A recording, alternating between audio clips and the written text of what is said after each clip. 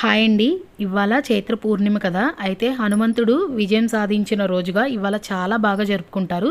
తెలంగాణలో అయితే ఇంకా ఫేమస్‌గా చేస్తారు. చేస్తారు. అన్నదానాలు కూడా జరుగుతాయి. హనుమంతుడి టెంపుల్‌లో ఫుల్లు రష్‌గా ఉంటుంది. అయితే హనుమంతుడు నికుంభుడు మరికొన్ని తదితర రాక్షసులను సంహరించి విజయం సాధించిన రోజు కాబట్టి ఇవాళ హనుమంతుడు విజయం సాధించిన రోజుగా జరుపుకుంటారు. అయితే నేను పూజ అంతా కంప్లీట్ చేసేసుకొని గడపలన్నీ పసుపు రాసి బొట్లు పెట్టుకున్నాను. అందులో ఇవాళ ట్యూస్డే వచ్చింది కాబట్టి హనుమంతుడికి ఇష్టమైన రోజు.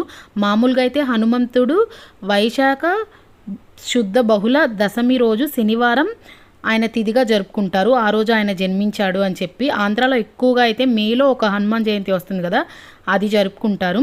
తెలంగాణలో ఇక్కడ హనుమాన్ టెంపుల్ బాగా ఫేమస్. అక్కడికైతే వెళ్ళాము. చాలా బాగా అలంకరించారు. ఇక్కడ సరస్వతి టెంపుల్, శివయ్య టెంపుల్కి కూడా వెళ్ళాము. ఈరోజు హనుమాన్ చాలీసా పఠిస్తే చాలా చాలా మంచిది. మంచి సత్ఫలితాలు అయితే వస్తాయి.